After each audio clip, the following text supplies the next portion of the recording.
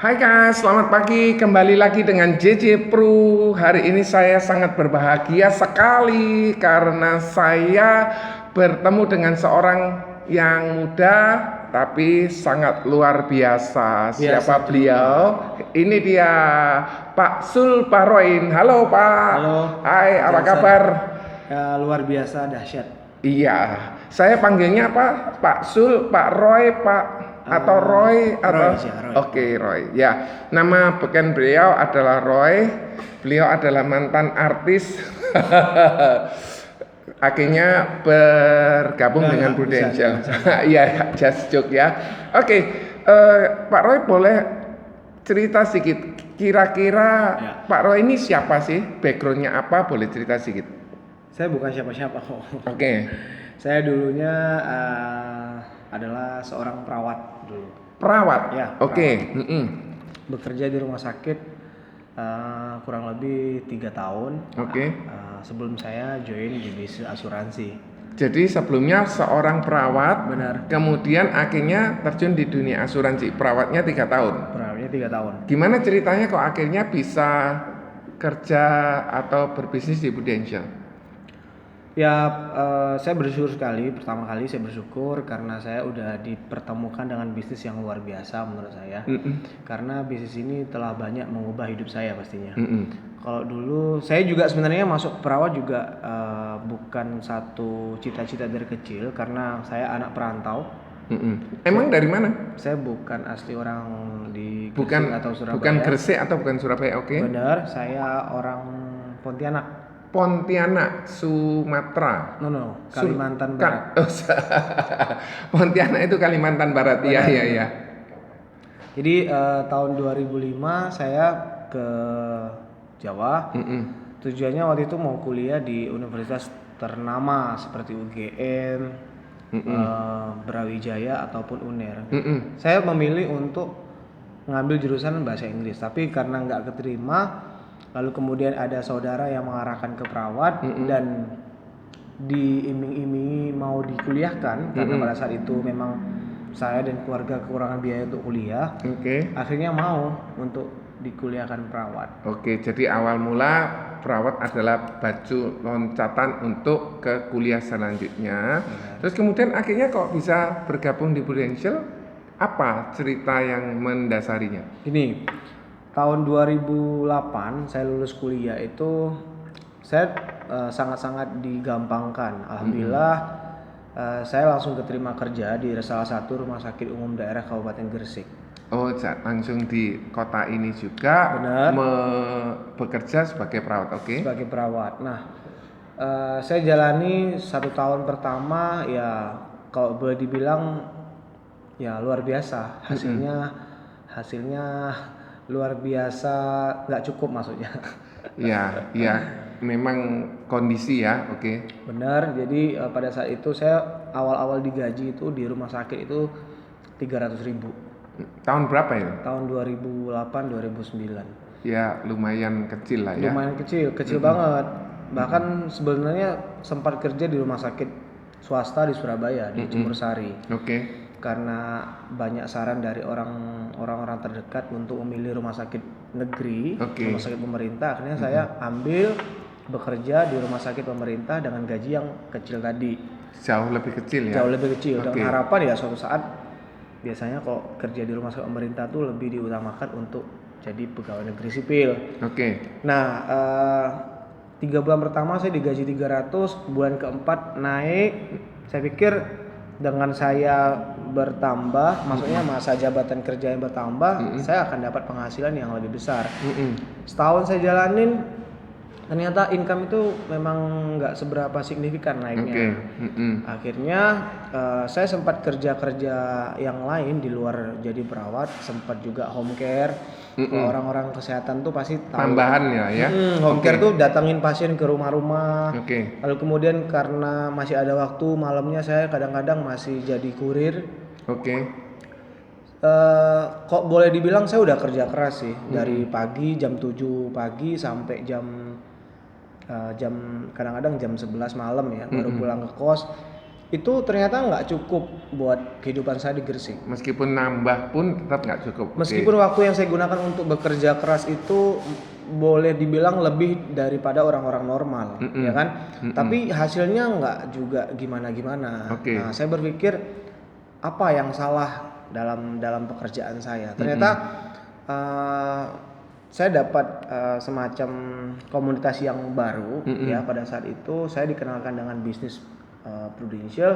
Saya awalnya nggak tahu sama Prudential, cuman gara-gara diajak teman untuk coba-coba join. Mereka pun rata-rata teman-teman waktu itu, saya tuh punya teman anak-anak band ya di Gresik. Oh, anak band, oke. Anak band, band Rono, band Rene gitu ya.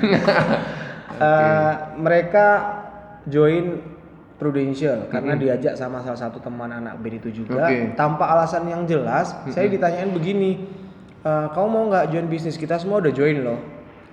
Saya nggak punya alasan kenapa saya harus join. Yang saya tahu alasan kenapa saya ikut itu karena mereka ikut. Karena jadi awalnya ikut-ikutan dan kepengen coba-coba.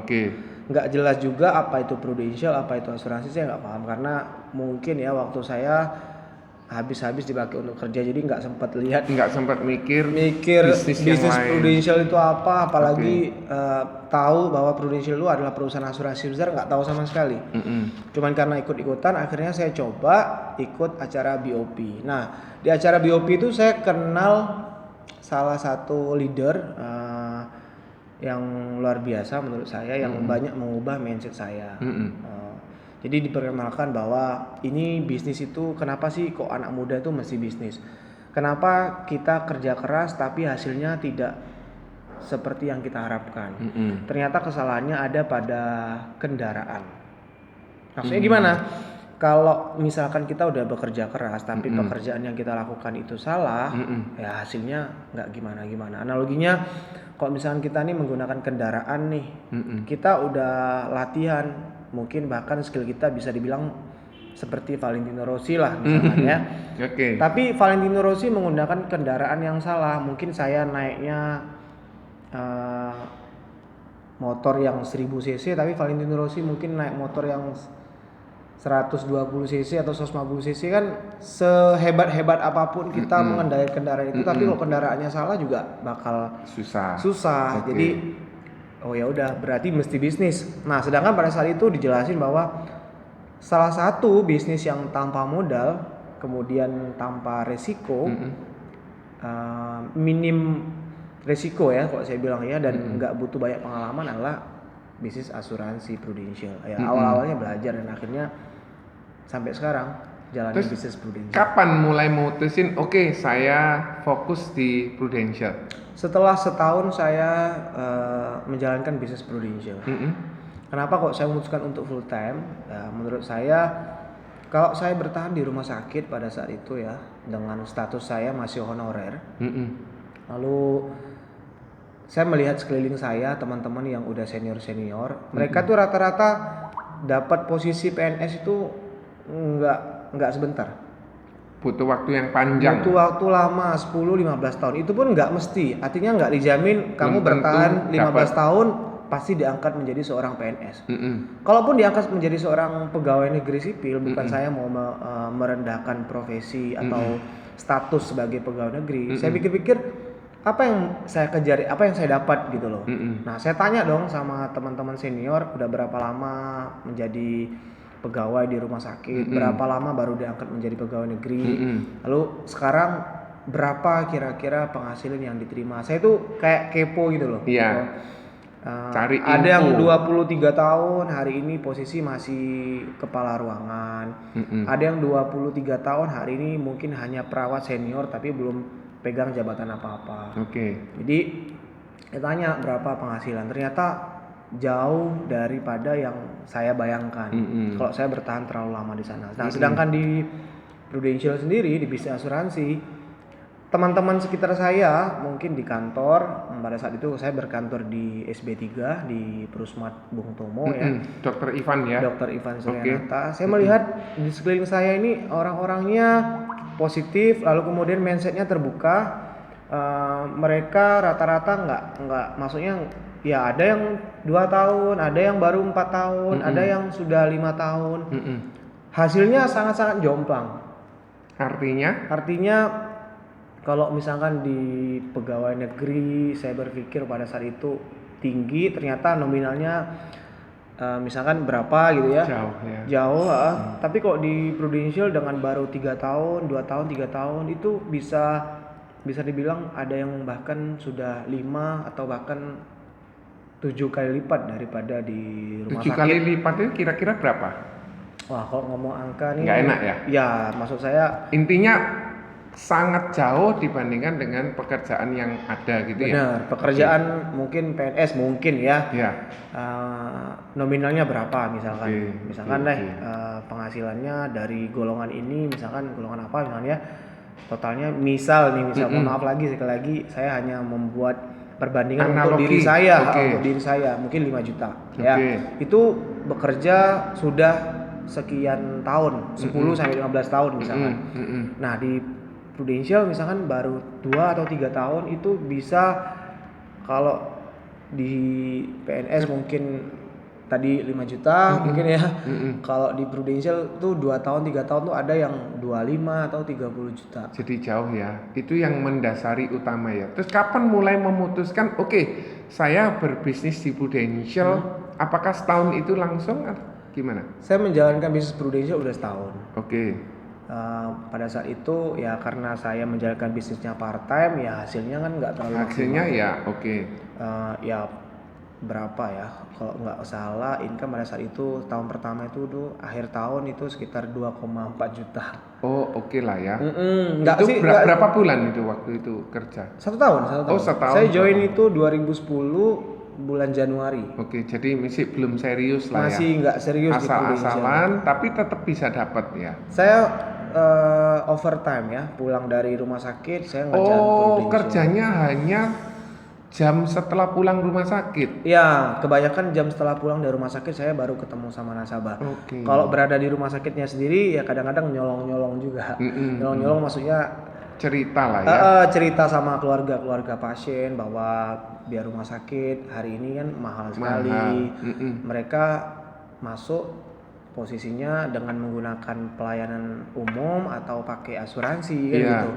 Kalau misalkan mereka bayarnya umum, saya bilang kok nggak ikut asuransi, padahal kan butuh sekarang biar rumah sakit mahal.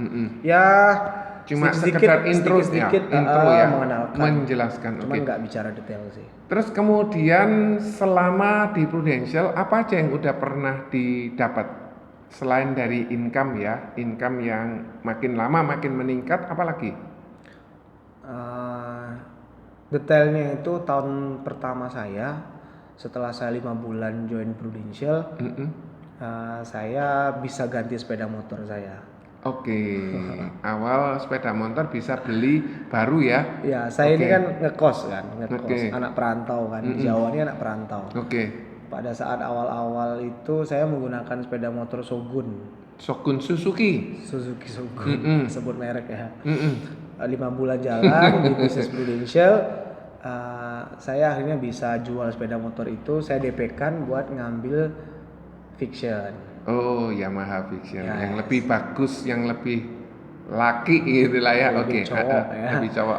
Lalu kemudian setelah 1 tahun hasilnya seperti itu, saya bilang sama orang tua saya, kayaknya saya harus full time. Sempat dilarang sama orang tua karena udah dibayarin sekolah mahal-mahal sampai ngutang-ngutang segala macam gitu kan. Nah, tapi mau keluar ya, saya udah jelasin sedemikian bahwa saya kepengen bagian mereka.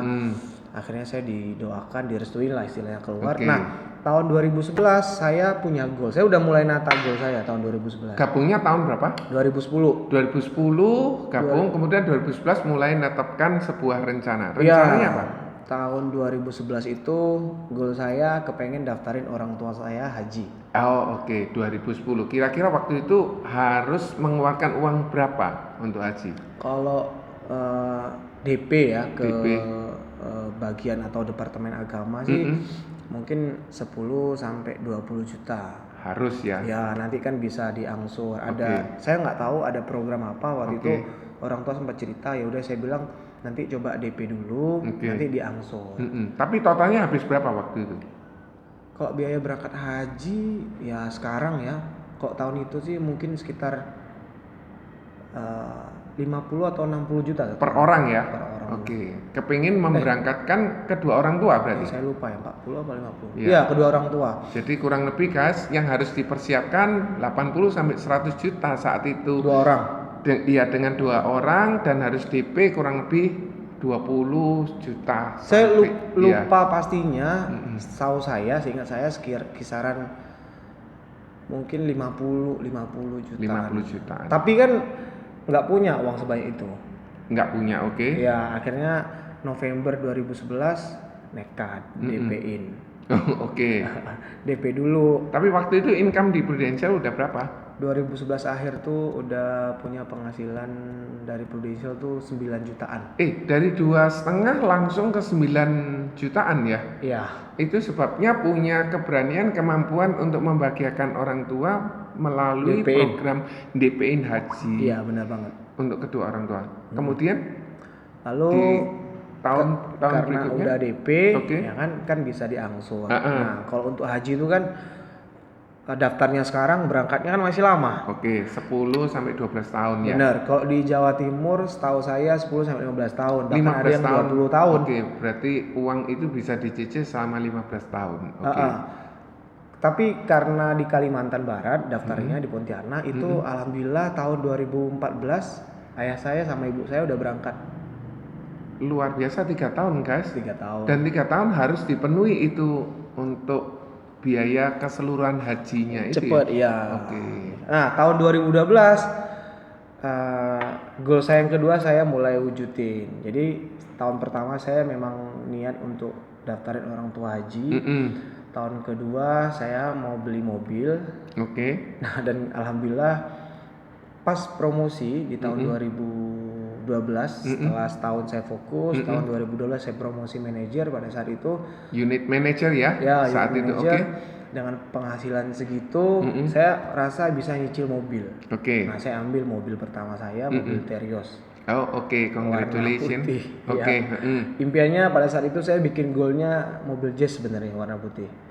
Tapi dapatnya Terios. Lebih tinggi lah ya. Lebih memuat banyak orang karena kan tim saya kan saya mesti angkut dari Gresik ke Surabaya. Luar biasa guys, itulah pengorbanan seorang leader yang tetap memikirkan bukan hanya untuk diri sendiri tetapi timnya. Itu guys yang perlu dicatat. Kemudian tahun berikutnya impian yang saya catat di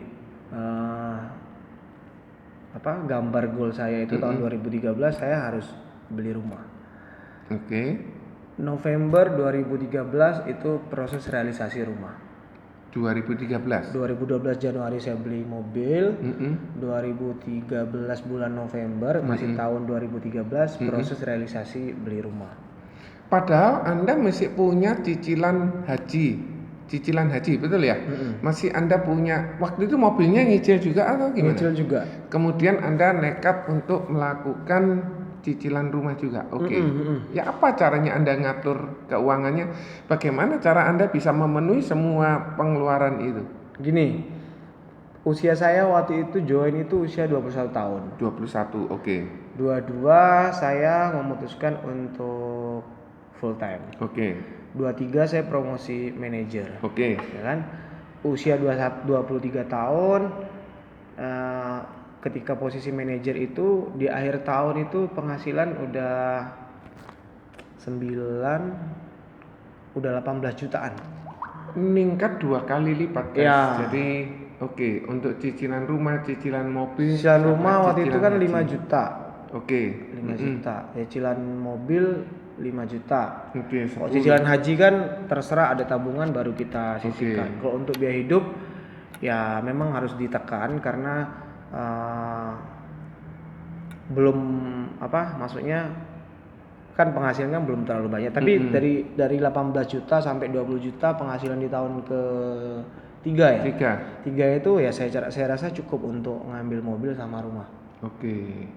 Ya cukup nekat juga guys untuk seorang unit manager melakukan cicilan entah itu mobil, entah itu rumah, entah itu untuk tabungan haji, dan harus diikuti dengan satu tindakan tertentu pasti. Benar. Targetnya ada. Targetnya. Gimana cara ngatur? Ini hanya pendapat ya.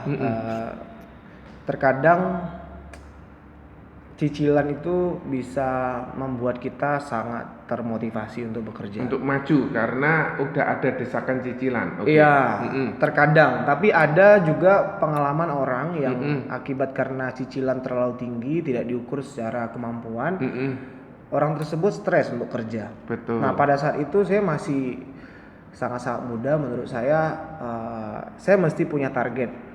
Tahun 2012 saya mesti beli mobil, 2013 saya mesti punya rumah. Lalu kemudian 2014 pada saat itu saya bikin goal itu buka kantor. 2014? Iya. Seperti ini guys, ini kantornya nuansanya Prudential Syariah, warnanya hijau. Kemudian beliau memiliki impian 2014 punya kantor tersendiri.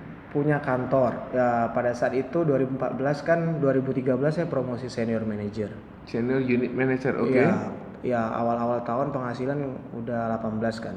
2012 awal saya punya income 9, 2013 awal saya udah punya penghasilan 18 sampai 20 juta.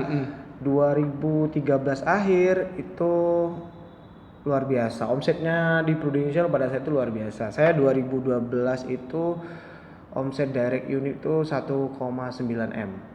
Hampir 2 M guys, itu kaliin aja. Anda yang sudah leader, sudah agent bisa ngitung sendiri ya. Jadi ada satu tindakan yang terencana dengan baik.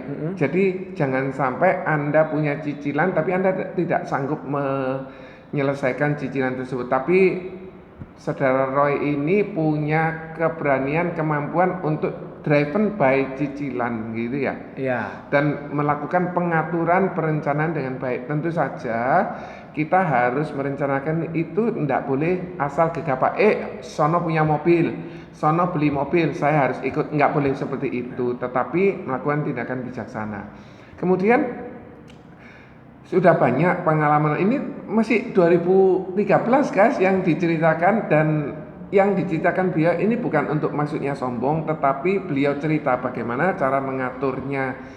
Jadi supaya cicilannya itu tidak membelit, membuat jatuh, tetapi terus driven. Yang dilakukan adalah cerita pengalaman. Sekali lagi bukan untuk sombong, betul ya Pak ya.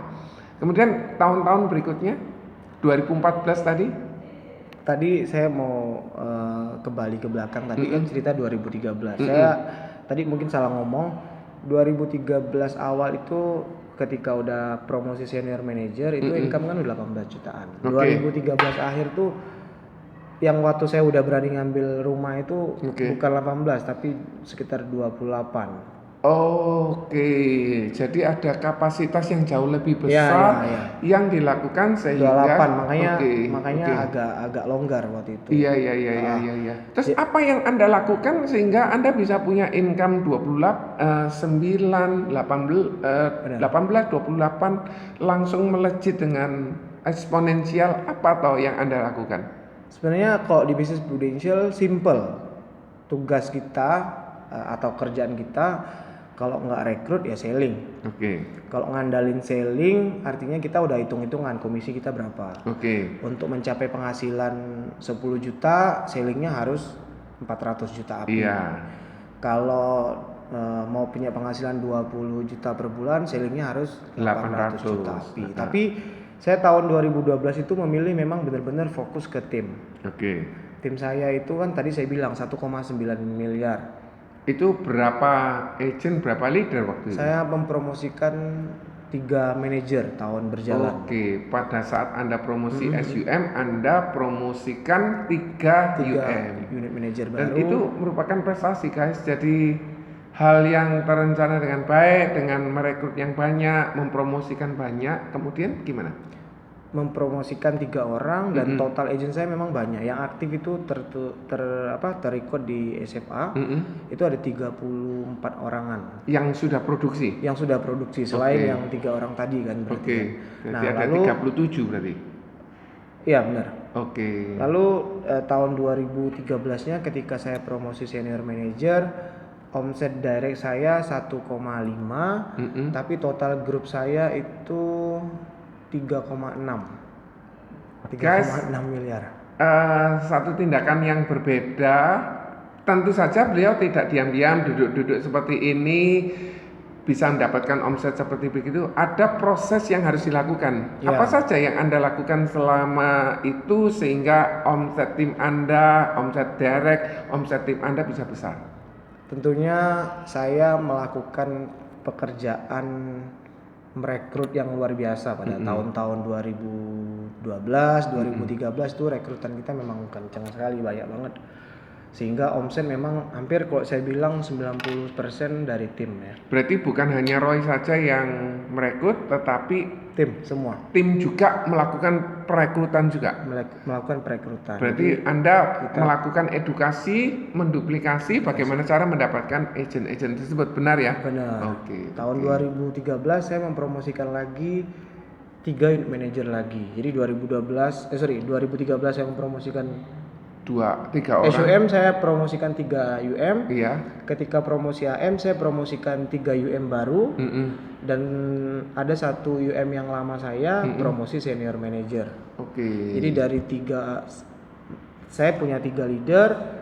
Akhirnya saya sendiri punya 6 leader tahun berikutnya, dan kalau nggak salah total dari 3 itu jadi 7 karena satu promosi mempromosikan 1 juga. Iya. Kayak Ada gitu. totalnya 7 orang. Jadi itu yang rahasia yang mungkin kita tidak tahu, mengapa timnya orang tersebut bisa besar, kenapa punyanya Pak Roy bisa besar, kenapa kok punya saya masih kecil. Ada hal extraordinary yang telah dilakukan. Oke, luar biasa. Di tahun 2005 seterusnya? Ya, terus alhamdulillah berkembang pesat itu. Jadi 2013 grup total 3,6 miliar. Lalu 2014 7,7 miliar. Waktu itu saya promosi agency manager kan. Oke. Ketika promosi agency manager dengan beberapa senior manager dan unit manager di bawahnya itu totalnya 7,7 miliar. Wow. 2015 alhamdulillah naik lagi, total grup agency manager saya 12,4 miliar. Itu directnya Pak Roy dan anak buahnya? Ya, grup total semua.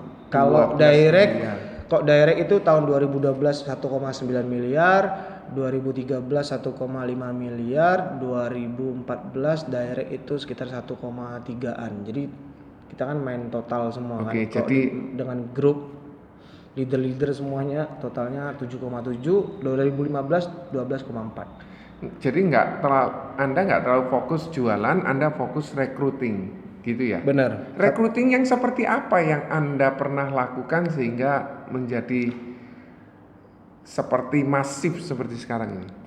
Kok saya bilang tips rekrutnya sebenarnya enggak ini ya kok ya. Maksudnya bukan saya ini ahli merekrut, enggak, cuman karena kita dihadapkan 2 pilihan di bisnis ini, mau selling atau rekrut. Kok selling bisa buat kita kaya, tapi nggak bisa buat kita kaya raya. Oke. Kalau recruiting kita bisa kaya raya, asalkan tim kita jalan tentunya kan gitu. Nah, tentunya kok kita kepengen punya cara atau tips untuk merekrut lebih gampang, tentunya punya pengalaman dulu dong.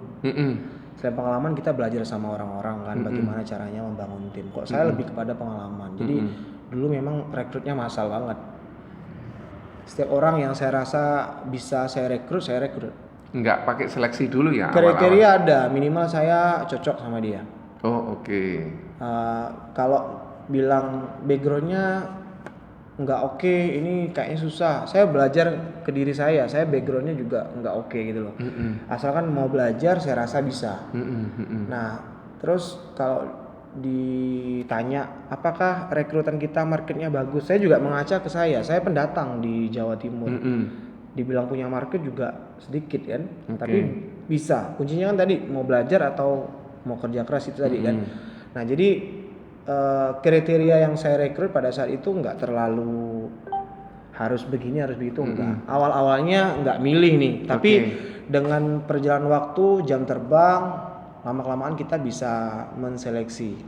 Ya kan, kita mau main di orang-orang yang dari basic sekali, dari dasar yang memang bahkan masih muda, atau kita mau milih langsung orang-orang yang sudah matang. Ya sekarang kan bergeser kan, jadi kita lebih selektif lah kok rekrut. Kayak gitu.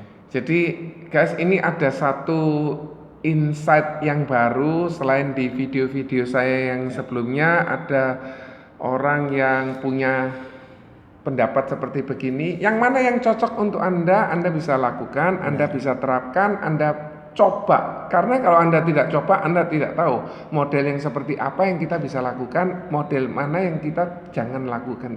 Tentu saja rekrutnya sangat banyak ya, bukan banyak ya. Masif ya.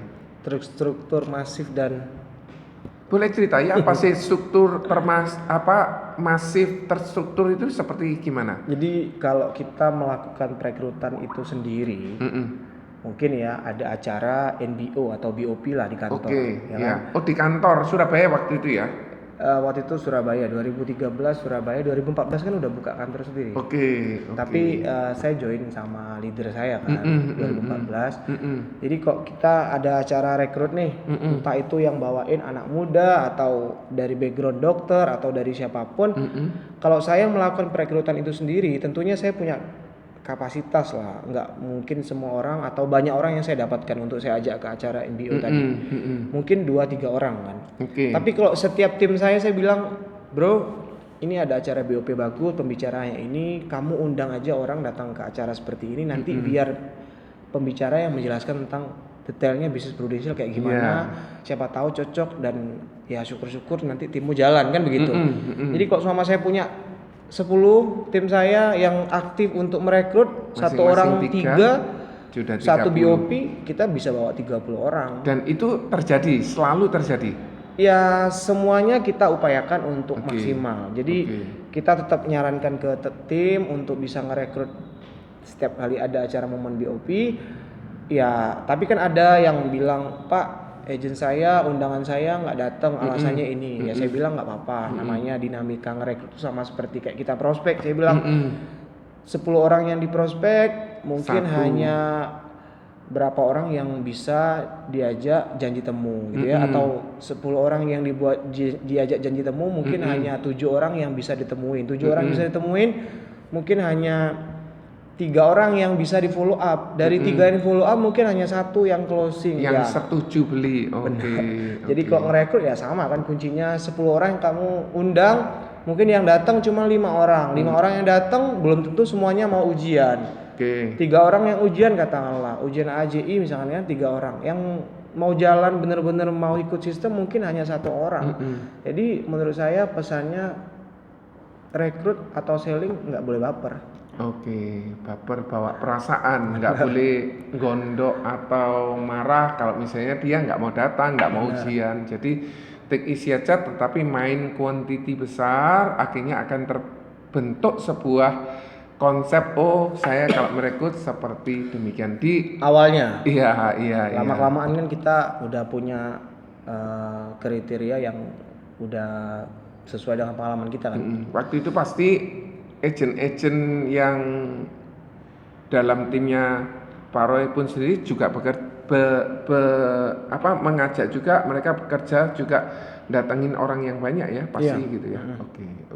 Berarti di sini ada satu proses edukasi ke leader-leadernya, ke agent-agent beliau untuk melakukan hal yang sama.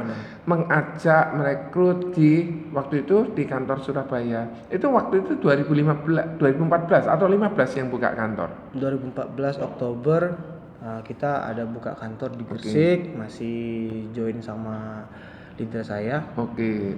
Jadi itu sudah kantor waktu itu ya? Sudah. Approvalnya kan Oktober 2014. Itu yang beda sama yang Surabaya tadi ya berarti ya? Udah beda lagi. Surabaya buka 2014 ya. 2014 Oktober buka juga di Gresik.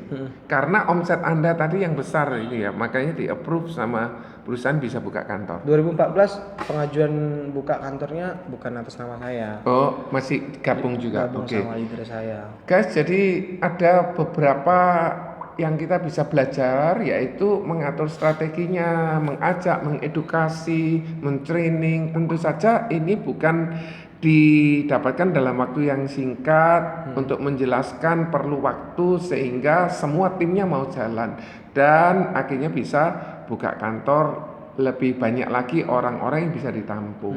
Kenapa sih kok Anda mikir harus buka kantor lagi di Gresik?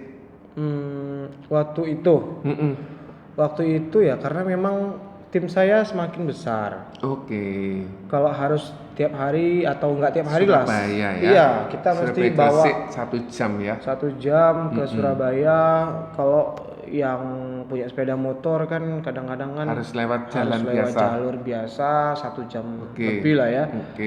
Nah, saya pikir wah mesti punya tempat, punya lokasi yang dimana teman-teman bisa nggak jauh-jauh training, mau meeting nggak jauh-jauh. Kita juga bisa bikin sistem di Gresik sendiri untuk ngadain sistem yang lain, motivasi dan lain sebagainya. Betul. Jadi guys, di balik kesulitan antara lokasi Surabaya dan Gresik, timbullah sebuah kantor agensi lagi yang berafiliasi namanya Racing Star, tetap ya? Tetap Racing Star. Oke. Bintang yang terbit begitu ya, Racing Star. Racing Star Warriors. Jadi orang-orang yang muda, orang-orang yang luar biasa, yang warrior atau yang pejuang tangguh seperti itu ya. Oke. Jadi karena ada sebuah kesulitan, akhirnya dicarikan sebuah solusi. Di tahun-tahun berikutnya bagaimana Pak Roy? Tahun-tahun berikutnya ya 2016 berjalan seperti biasa. 2017 saya memutuskan untuk buka sendiri. 2017. Buka kantor sendiri lagi di tahun 2017. Jadi dari yang kantor lama akhirnya kita buka kantor baru. Berkembang lagi lah ya, lebih banyak lagi. Oke. Kira-kira apa harapannya Pak Roy terhadap bisnis Prudential? Seberapa besar sih Prudential ini di mata Pak Roy? Gini, Prudential ini sebuah kendaraan menurut saya. Jadi buat teman-teman yang mungkin masih muda-muda ya, kalau Anda kepengen sukses, tentunya kan banyak jalannya. Kita bisa milih kerja ikut orang, tapi lama. Kita bisa milih berwira swasta, tapi butuh modal. Kita bisa memilih jalur bisnis, tapi lagi-lagi modalnya tambah besar. Kita mau menjadi seorang investor sekalipun, lagi-lagi bicara modal kan gitu. Nah, salah satu bisnis yang menurut saya modalnya minim, tapi hasilnya luar biasa dan banyak sekali hal-hal yang menurut saya nggak ada di bisnis lain ya. Contoh misalkan di Prudential ini sistemnya udah sangat-sangat terstruktur ya. Jadi siapapun orang-orang yang kepengen sukses di bisnis ini udah ada kelas-kelasnya, udah ada rule-nya, ya, udah ada petanya lah seperti itu. Tinggal kita mau nggak ngejalanin atau ngikutin sistem yang udah ada dibuat di Prudential. Nah, yang kedua, selain sistemnya udah tertata, saya bilang ya bisnis ini ke depan, apalagi di Indonesia dengan penduduk yang sangat-sangat tinggi ya, populasinya tinggi di Indonesia, itu menjanjikan sekali. Karena apa? Karena pemahaman atau mindset orang-orang Indonesia terhadap asuransi itu masih rendah. Jadi peluangnya sangat-sangat besar. Lalu yang ketiga menurut saya, bisnis ini bisa dijalankan dimanapun. Apalagi sekarang Prudential sangat-sangat mensupport agen-agennya dengan sistem-sistem terbaru seperti Proforce. Proforce itu kan sistem dilakukan di handphone ya. Sistem selling maupun rekrut tapi melalui handphone, kan udah ada aplikasinya. Semuanya udah gampang, simple. Hasilnya juga luar biasa. Resikonya minim. Kita nggak pakai modal. Kalaupun produknya asuransinya nggak laku, ya kita nggak rugi apa-apa kan gitu. Tapi kalau di luar sana mungkin kita udah ngumpulin modal, ya laku, tapi berapa keuntungan yang bisa kita dapatkan. Lalu kemudian kok ada risiko bisnis kayak tiba-tiba ada apa, misalkan kok misalkan saya buka rumah makan hujan satu hari, ya rumah makannya bisa sepi. Bisa sepi. Kalau misalkan di bisnis asuransi, saya rekrut orang, rekrut tim, mau hujan, mau apapun kita intinya nggak perlu tempat, nggak ada risiko, nggak ada kerugian apa-apa yang kita dapatkan gitu loh. Jadi semuanya simple sih menurut saya. Nah, harapan berikutnya menurut saya buat teman-teman sorry ya, matiin dulu. Buat teman-teman yang masih muda-muda, kita mesti open, mesti membuka mindset kita, jangan terlalu tertutup ya. Kadang-kadang orang menganggap bisnis asuransi itu sebelah mata, padahal mereka nggak tahu di dalamnya seperti apa bisnis asuransi. Menurut saya mesti open dulu, kita pelajari, baru nanti kita boleh menyimpulkan kayak gimana bisnis asuransi. Nah, kalau udah open, hasilnya luar biasa loh menurut saya. Banyak sekali anak-anak muda yang saya waktu itu usia 25 ya, promosi agency manager usia 25. Guys, itu termuda itu kira-kira ya, 25 Di udah agency eranya. manager. Di era itu 25 udah sangat luar biasa. Jadi ada hal yang harus dilakukan dan ditata dengan baik, strateginya harus baik, bisa tercapai. Kalau 25 semangatnya ada tetapi tidak mengatur dengan baik, saya yakin tidak akan bisa seperti beliau. Saya lebih dahulu di Prudential, beliau 2010 bergabung, sudah bisa memiliki kantor, memiliki omset, tim, grup. Jadi ada sesuatu tindakan yang berbeda. Tentu saja saya belajar banyak gitu ya dari beliau yang masih muda, ganteng lagi, cocok jadi bintang modelnya Prudential ya. Bintang model Prudential syariah laki-laki gitu ya. Oke. Terus kemudian Pak Roy, apa sih sarannya Pak Roy terhadap orang-orang atau agent yang baru mau bergabung? Agent yang sudah bergabung di awal-awal mesti bagaimana sih Pak? Kalau buat agent-agent yang baru-baru bergabung, menurut saya ini tempat atau bisnis yang udah luar biasa ya, kendaraannya udah luar biasa saya bilang. Kalian mesti memacu kendaraannya dengan kemampuan atau skill yang sangat luar biasa juga. Artinya kerja keras harus semaksimal Anda harus punya. maksimal ya, harus maksimal. Karena kok sama kendaraan bisnisnya udah keren, udah luar biasa, tapi kitanya sebagai pengendaranya nggak melakukan latihan atau kerja keras yang maksimal, ya sayang kan. Nah, yang kedua menurut saya, tentukan impian kalian sebesar-besarnya. Karena kalau orang punya impian atau goal yang kecil, ya hasilnya kecil. Karena hidup itu kan tergantung seperti apa kita menginginkan kehidupan itu. Ada orang yang tanya, kamu punya target nggak setahun atau 2 tahun ke depan? Nggak berani bermimpi terlalu tinggi lah. Yang penting hidup dijalani, disyukuri.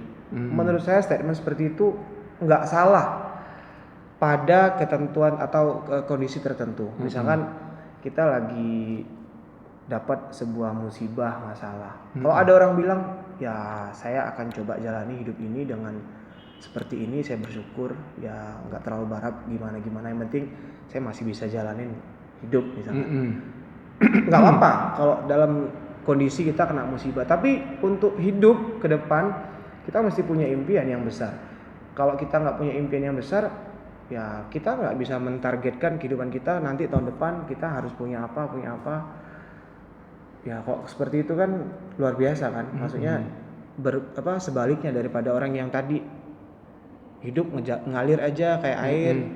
Ya kalau ngalirnya ke tempat yang lebih tinggi, rata-rata air ngalirnya kan ke tempat yang lebih rendah. Maksud saya ya harus tetapkan impian yang tinggi.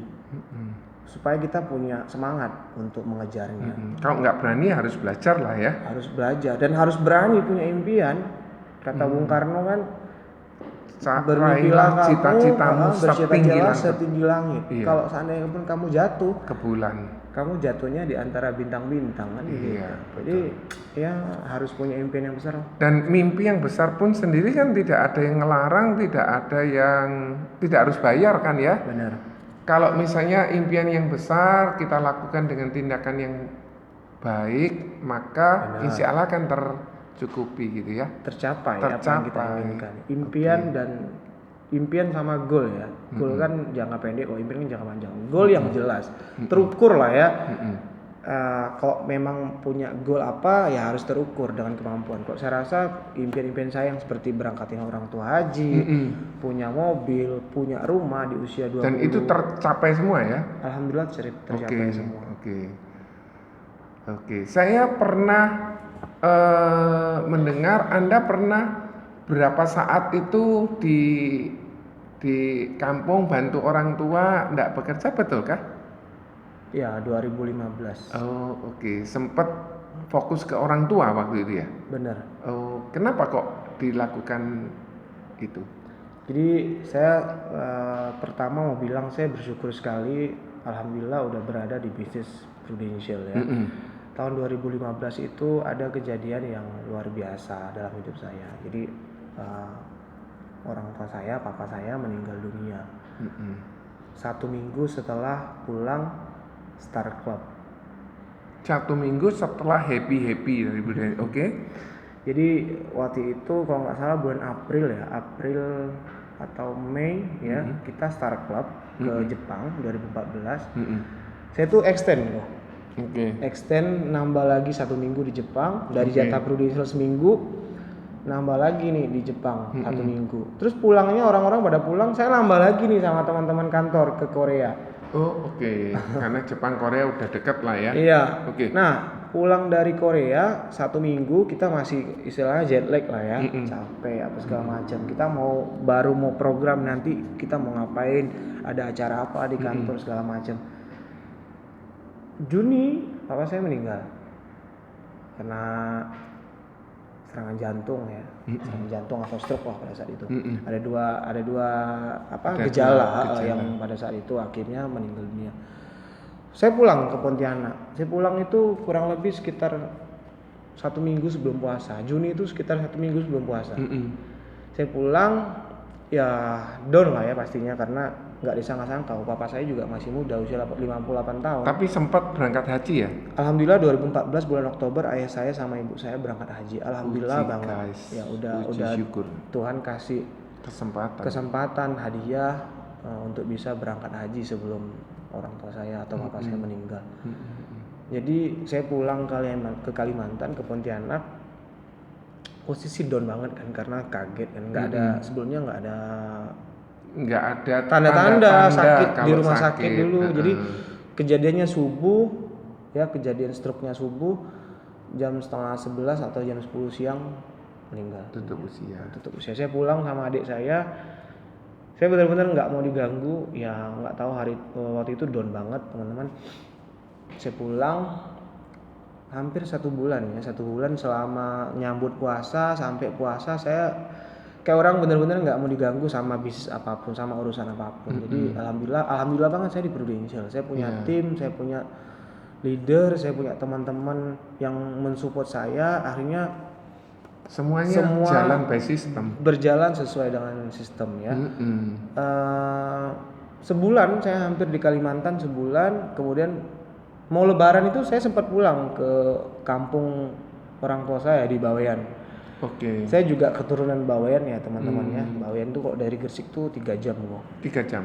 Madura ya, bukan Bawean? Bukan. Tapi bahasanya bahasa Madura.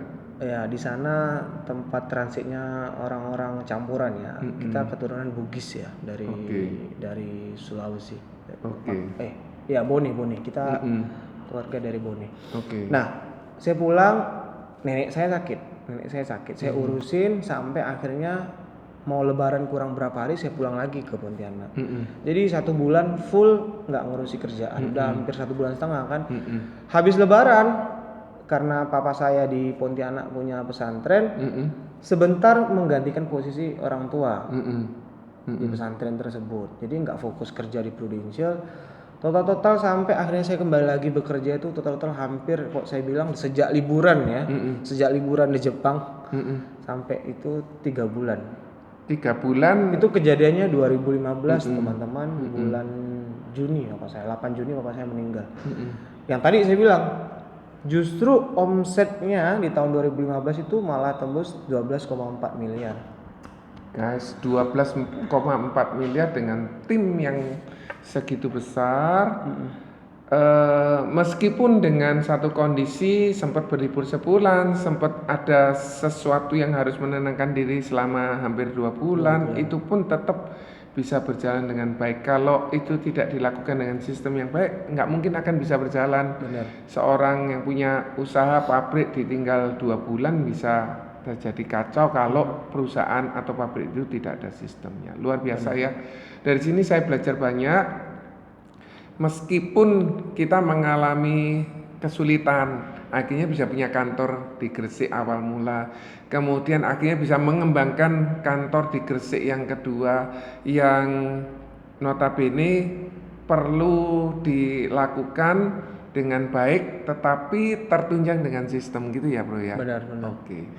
Kalau saya boleh bertanya, kalau misalnya ada teman-teman nasabah khususnya yang di Gresik yang sudah kehilangan agentnya, apakah boleh menghubungi Pak Roy? Sangat boleh. Boleh ya. Karena bagaimanapun kita sama-sama di Prudential, nasabah teman-teman juga nasabah Prudential. Artinya kita sama-sama berada di perusahaan yang sama. Sangat-sangat boleh dan itu merupakan tugas kami, tugas saya dan teman-teman di kantor saya untuk membantu melayani nasabah teman-teman yang mungkin teman-teman nggak urus atau bahkan mungkin teman-teman nggak sempat urus. Gitu. Kalau boleh tahu alamat kantor yang di Gresik ini di mana? Di Jalan Kalimantan, ya nomor 73 GKB Gresik. Kalimantan nomor 73 GKB Gresik. Ya. Nanti saya akan kasihin share lognya ya. Benar, tepatnya di samping BCA. Di samping BCA guys ya. Oke, kalau misalnya mau menghubungi Pak Roy boleh kasih nomor teleponnya? Boleh, kalau misalkan untuk apa nih? Mau tanya, konsultasi atau mungkin ingin juga bergabung di Prudential sebagai agent, mungkin boleh kasih nomor telepon. Oke, nanti bisa ditulis ya, Kok. Atau saya sebutin aja. Oke, 081 atau pakai Instagram aja kok. Boleh. Oke. Instagramnya pakai apa? Follow Roy_Rising Star. ROY Ya, Rising Star itu Instagramnya beliau. Anda berkomunikasi lewat Instagram boleh. Jadi Anda bisa berkonsultasi, Anda bisa melakukan bertanya atau mungkin ingin mengajukan, saya ingin bergabung di Prudential, saya ingin menambah proteksi kesehatan untuk anak saya dan lain sebagainya. Tentu saja tanpa biaya ya bro ya. Benar. Semuanya bisa dilakukan atau Anda langsung ke Jalan Kalimantan nomor 76 GKB Gresik 73. Nanti itunya di boleh 73 di sebelah BCA. Oke, saya sangat bersyukur sekali. Meskipun hari ini mohon maaf Bro Roy saya nggak bawa hadiah. Biasanya kalau wawancara gini ada hadiah lah sedikit-sedikit. Cuma karena ya nggak sempet aja sih saya mohon maaf. Oke, terima kasih. Bisa berbagi. Iya, banyak motivasi, banyak inspirasi, banyak pencerahan yang kita bisa belajar lewat wawancara pada hari ini. Kalau Anda semoga bermanfaat ya. Ya, terima kasih.